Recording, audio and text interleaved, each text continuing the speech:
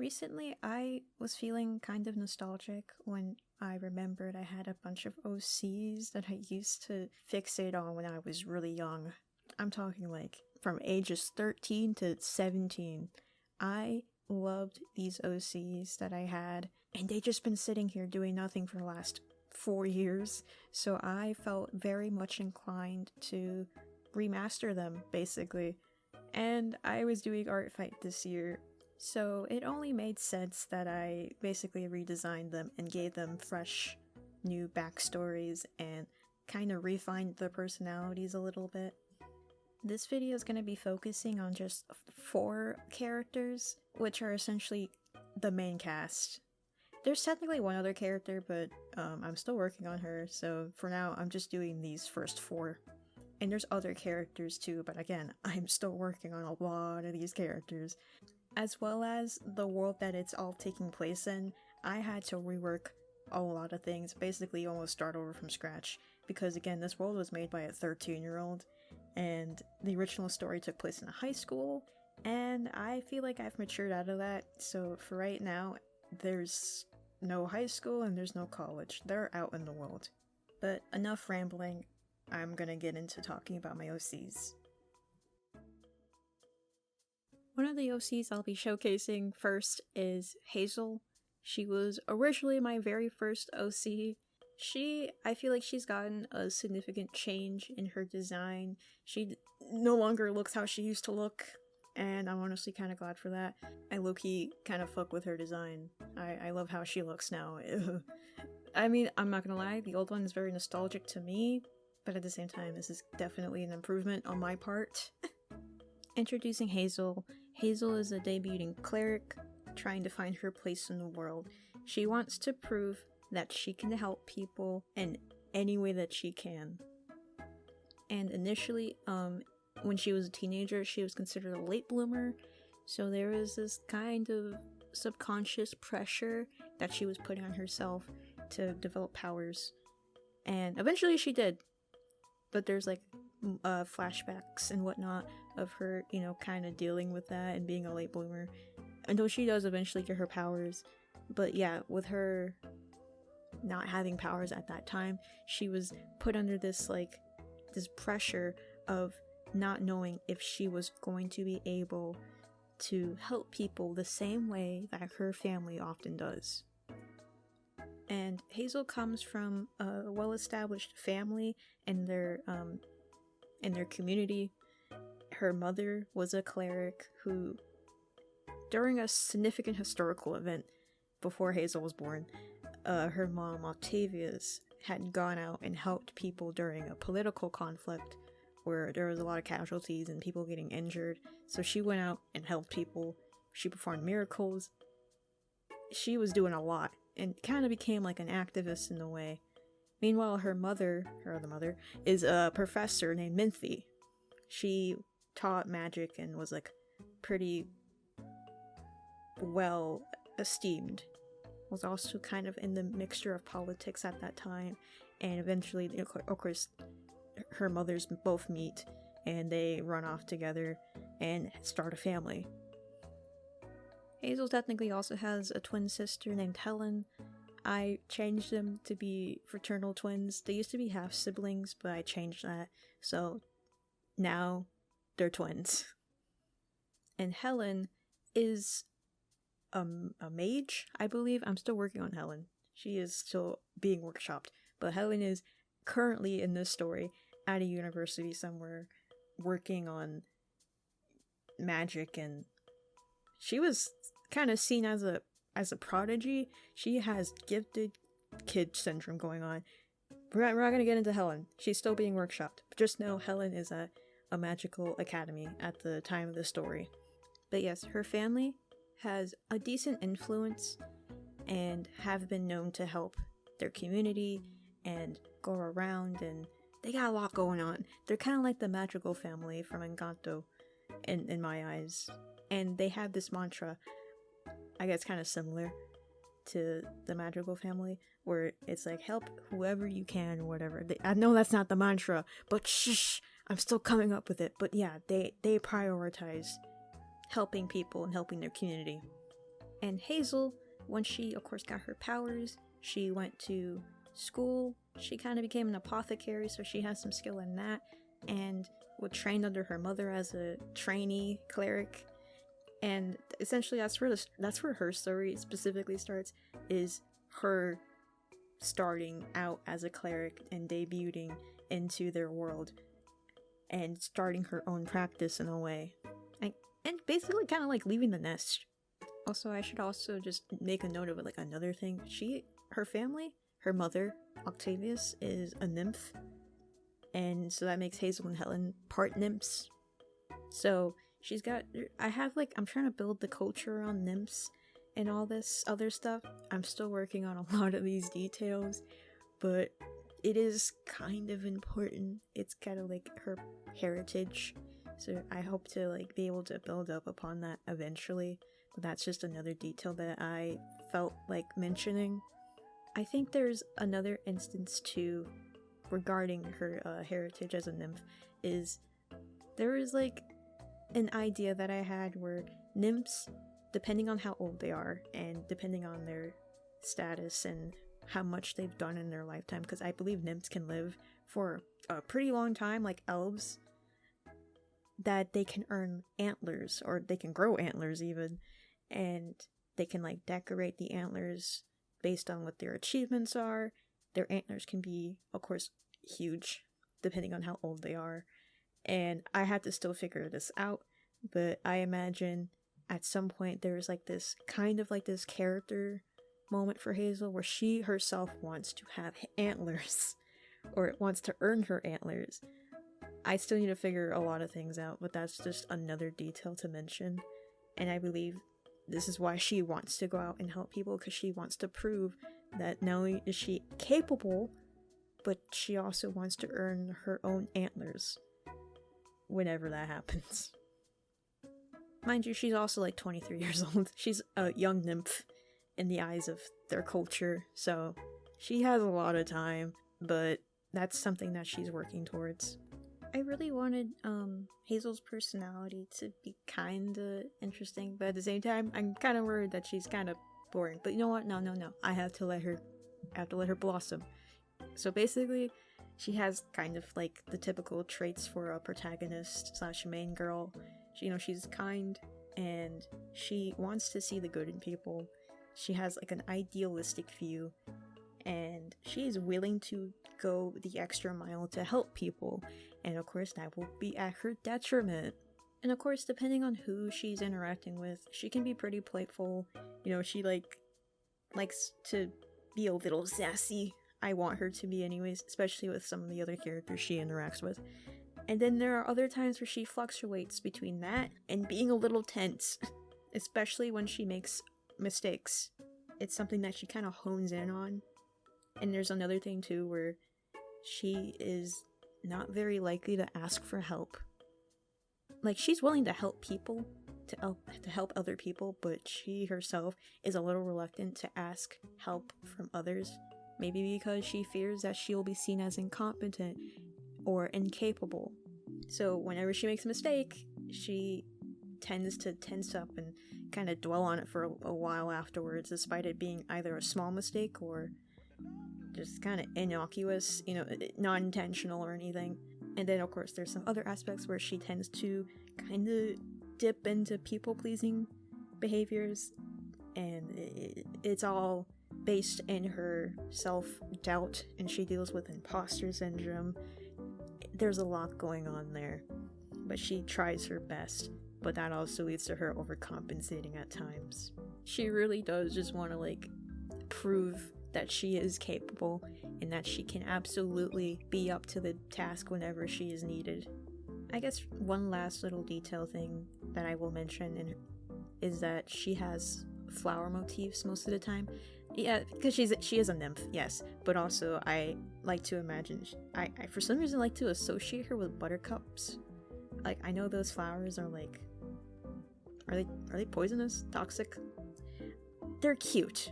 And for some reason, whenever I look at them, I just get reminded of Hazel. I feel like there's other flowers to associate her with, but buttercups are something that I just kind of lean to. I'm sure there will probably be a reason for that later. I just can't think of it right now, but yeah, this is Hazel. This is what she looks like now, and I'm very proud of her. Alright, this other character is another OC that I've had since I was really young. Her name is Sugar. She is a cat girl. I know, I know. But I swear, I'm trying to really work on her. I feel like I've kind of improved her a little bit, maybe even changed some things. To start off, Sugar is a beast kind hybrid. I think I might be changing that term to like Etherean because I just learned that term recently, and she comes from a very large family of felines, okay? There are some parts of their family lore that I'm still working on, but right now, she has a lot of siblings, half-siblings, step-siblings. I'm kind of picturing that her father was someone who has a lot of partners, okay? Polyamory exists in this universe. And it's pretty common. Again, I'm still messing around with the idea. I think her birth mother passed away at some point, so it kind of explains why she's probably only like cat person type hybrid. I don't know. I'm still working on it. It's not important right now, but she has trouble sticking out in her family because of how many people are in there. But her grandmother is probably the only person in her family that actually sees her, and it's kind of why they bond. Also because her grandmother is a bit of an eccentric person, and her mother has this very unique interest towards the undead. She likes communicating with ghosts, with spirits, with basically the occult in a way. And she and Sugar oftentimes indulge in, practicing that and doing little odd jobs together where her grandmother helped people, make contact with their dead loved ones and whatnot. It was their thing, and they both bonded over it. Her grandma even taught her how to communicate and conjure spirits and whatnot, and also, of course, respecting the dead.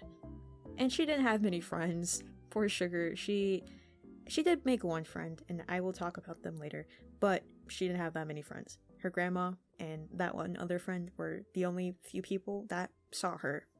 And right before the story starts, Sugar is about 20 years old.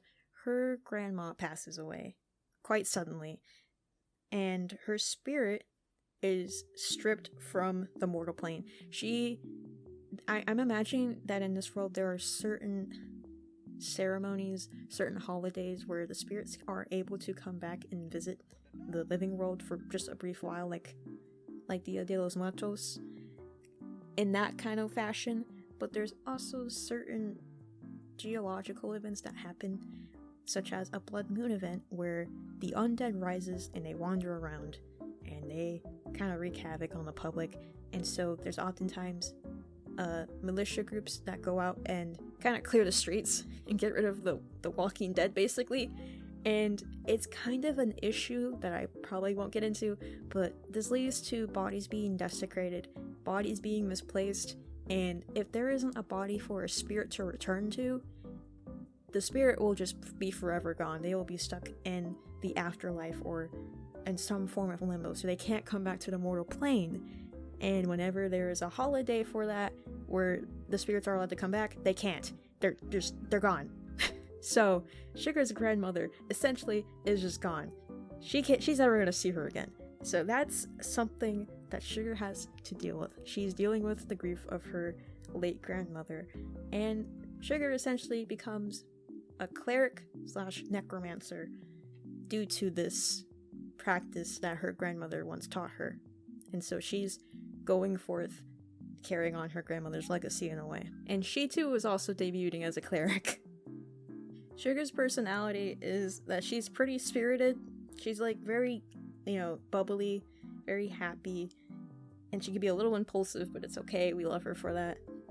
She has a lot of like weird rituals that she kind of does, as in she's a little superstitious, probably because of her grandmother, and she can be very serious about those superstitions.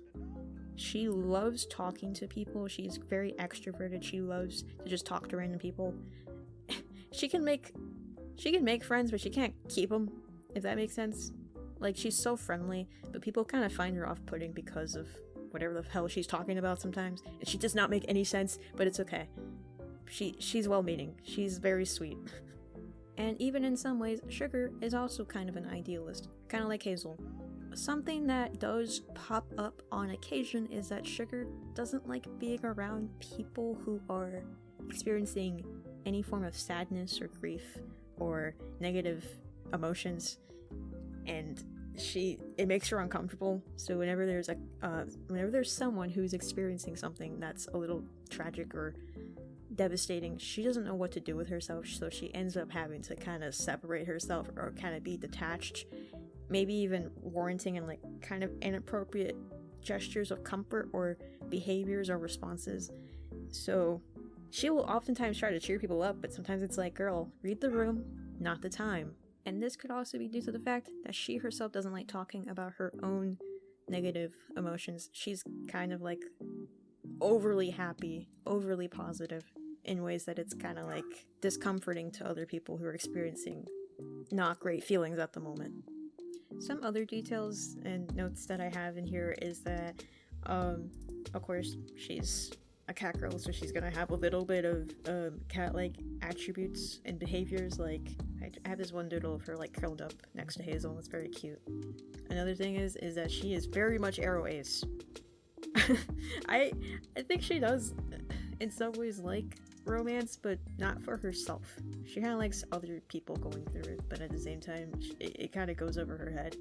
And when it is brought to her attention, she's very neutral and slash does not care. She does not care.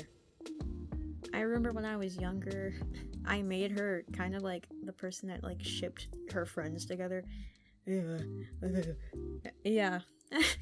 I like to think she still is a cheerleader of sorts, but I don't think she is as dedicated as she used to be. She's kind of toned it down, at least I have in this new design of her, so she's chilled out now. So this is Sugar. I like her. She's really cute. Okay, so the next OC is Nexus. He is a character that I've had for quite a while. Like, obviously I made him at the same time as the others, sort of. He was originally a cat boy, so he was kind of like Sugar's counterpart. But they have gotten a significant amount of change to their design and personality, because originally Nexus did not have very much going for them. Not at all. Very little, actually. I think originally they were like a mole character or something. I don't fucking know. Don't ask me. I don't know. Nexus had nothing going on. But I am quite proud of what I've come up with so far. It's probably privy to change, like everyone else here, so bear with me. Nexus is a child of basically a celebrity knight, and Nexus was basically trained from childhood to being a performer of sorts, and also a public figure, probably starting at the age of 6 years old. And if you're already picking up on what's going on here, you already can kind of tell what's going to happen, seeing as if you understand how child star pipelines occur. Maybe it's not too bad. I kind of like toned it down. It's not like egregious, but as I was saying, Nexus's mother was a celebrity knight. She was, of course, obviously, she served the militia, and then she developed a public persona, a public servant as well, and was known amongst nobles and the elite in general. So, of course, she has a kid with Nexus's other mother, and I think they got divorced at some point, so it was just her and Nexus, single mom, doing her thing. And then, of course, at some point, Nexus is like, I want to be a knight. And innocently, of course. And then his mom went full throttle with it. And from that point forward, Nexus became kind of like her prodigy. They were taught how to perform at a young age, how to act around the general public, around cameras, around the elite. Nexus was essentially raised with a silver spoon in their mouth, and because of their mother's influence, of course, they were given a lot of opportunities as a young child, which screams nepotism / nepo baby, which is what they are. Nexus had a lot of friends, but obviously those friends only wanted to be their friend because of who their mother was. So of course it wasn't really exactly a genuine friendship most of the time, except for Sugar. Sugar approached him at some point when they were little babies, and Sugar did not really care / know who Nexus was. Of course, at some point, Nexus's mother kind of gave them this lesson of, yeah, you're gonna have to learn how to discern what someone may want from you. You're being so loud right now. Okay, basically, Nexus's mother gave them the lesson at a very young age of understanding who their friends are. They're going to have to put on an act for people to earn things, to get chances in the industry. People are going to ask you for things, and you're either going to have to oblige them or smile through it, nod, don't tell them anything, lie about yourself, omit, do not tell them your true intentions, and never assume anyone else's intentions, because most of the time, 99% of the time, they want something from you, and even if they say they don't, they most likely do. So yeah, Nexus at a young age, of course, again, had a lot of people surrounding them, but, you know, they weren't genuine. I'm all over the place with this, I'm not gonna lie. Anyways, Sugar was essentially, I think, the only friend that kind of stuck around for Nexus, and she was a real one. And Nexus loved her for that. And they have almost like a sibling relationship in a way. Anyways, enough about that. Nexus's mother immediately put him towards training to be a swordsman and would make them join junior tournaments around like age 10 to like start making money, to start getting sponsorships, to start boosting Nexus's career.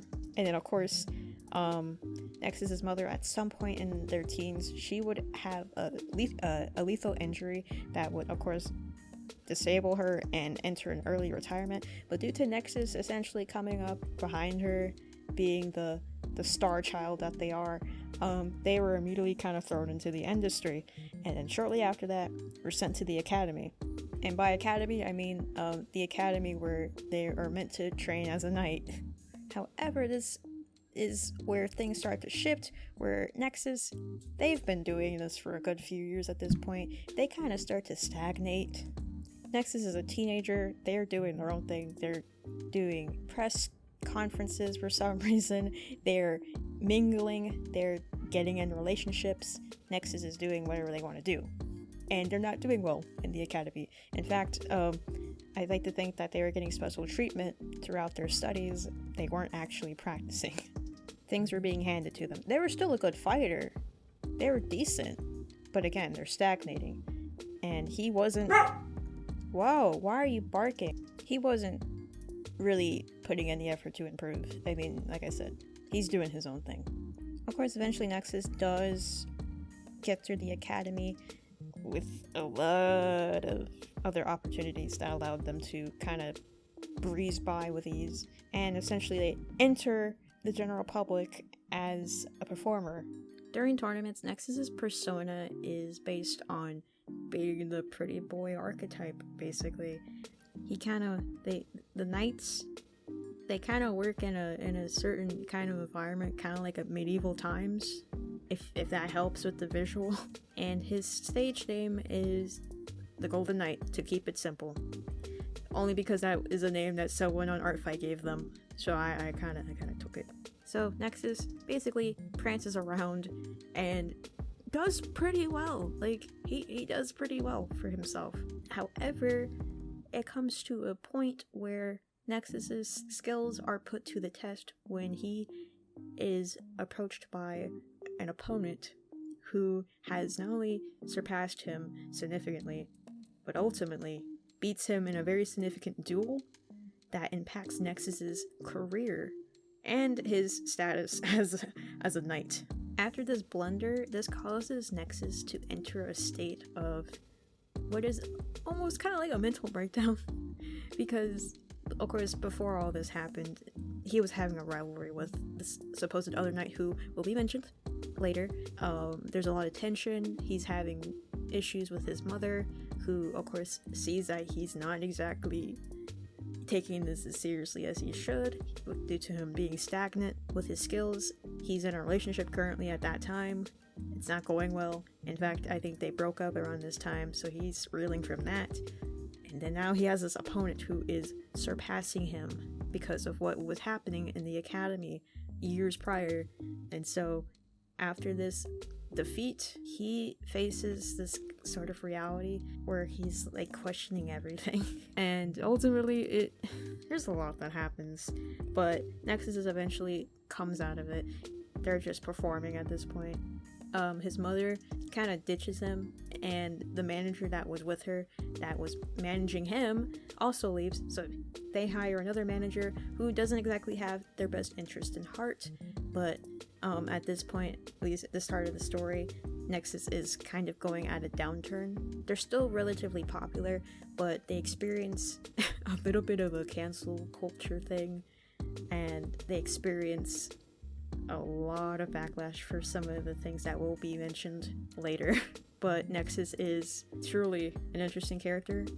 There's a lot that goes on with him. I hope to be able to showcase it. I hope I explained it well.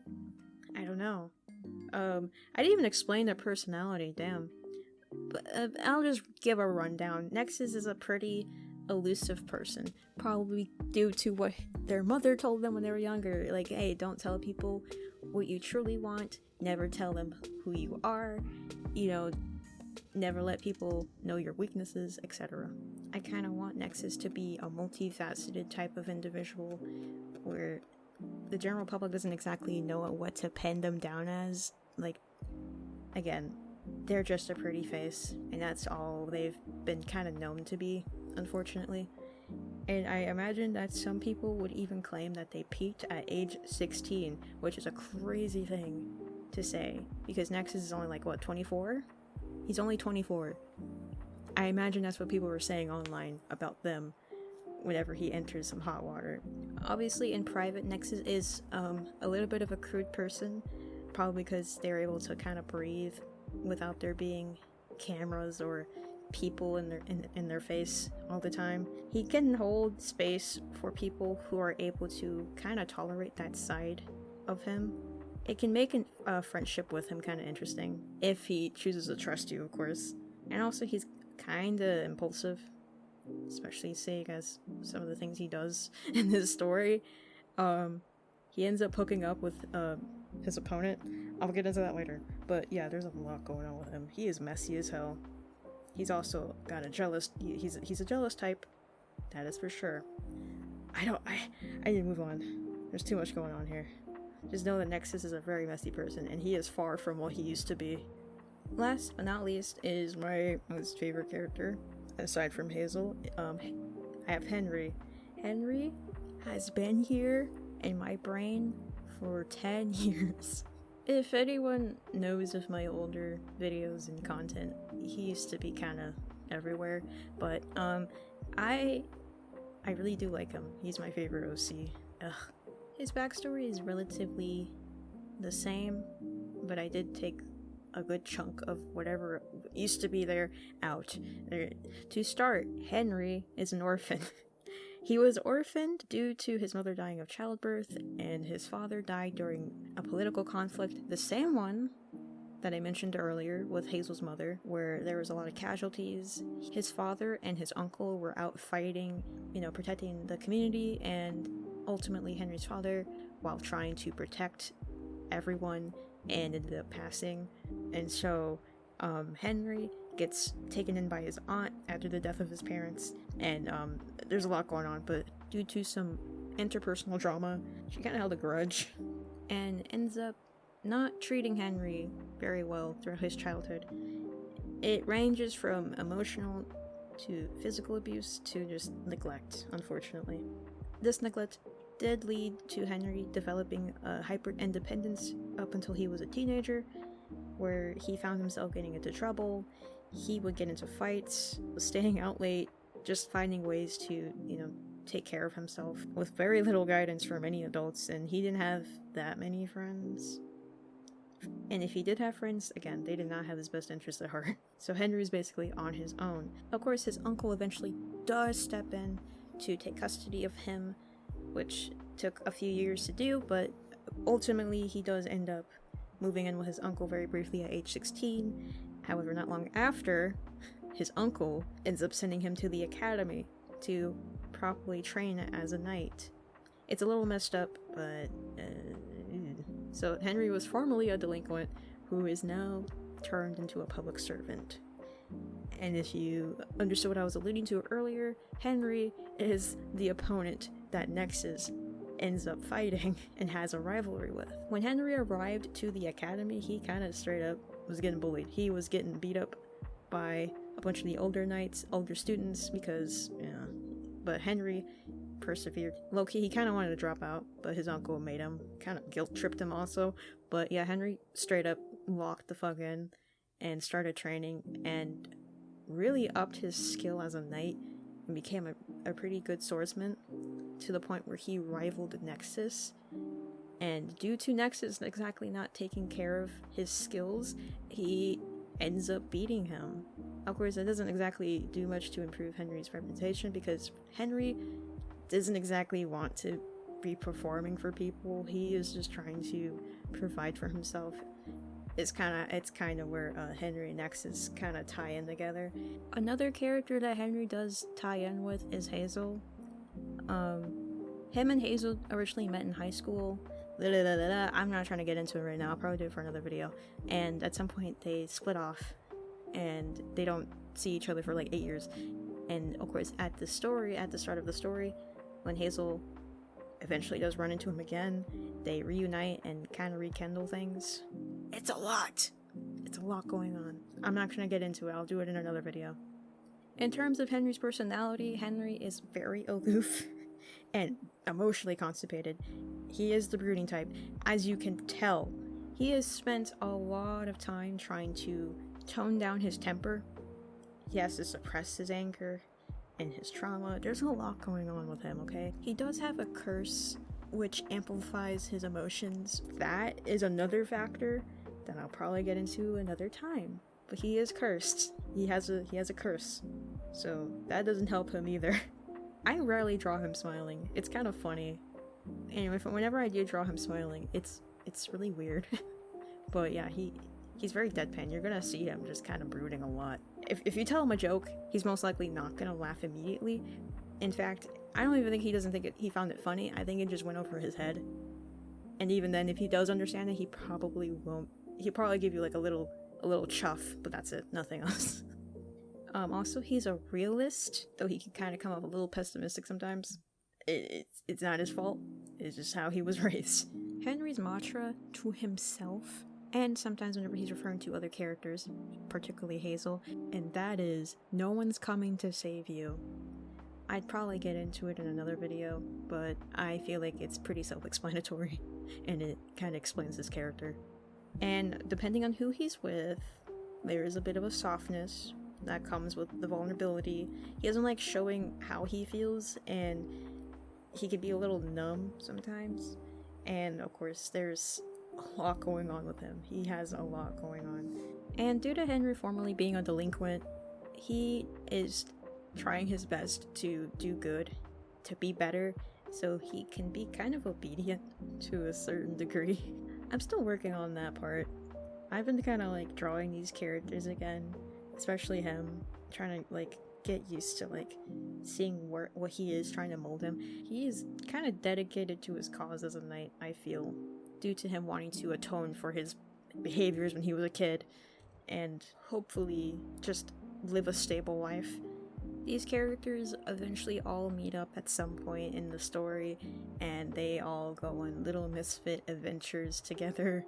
And so far, there's not like an ending to this. It just seems more like a little self-indulgent thing for me of trying to rebuild this world I once had and these characters and just refurbish them in a way. Also, it just gives me an excuse to draw my OCs kissing and playing dolls with them and throwing them at walls or whatever. But hopefully I will talk more about them if people are interested. I was really happy with showcasing them again. I had to rework them due to me doing Art Fight for the first time this year, and it only made sense. It only made sense why I had to do that, and I'm just generally happy working on them and being able to ramble about them. Thank you to all my friends who were listening to me yap about them and whatever. I hope to continue to do more of that. I want to make more animatics of them now that they all have new redesigns and there's a slightly coherent story, hopefully, in the future. So, yeah, those are my OCs. Again, if you wish to hear more about them, I will make another video probably. I'm not gonna wait for anyone. I'm just gonna do it. If you enjoyed the video, be sure to like, comment, subscribe, do whatever you want to do. You have free will. And I will talk to you later. Bye-bye.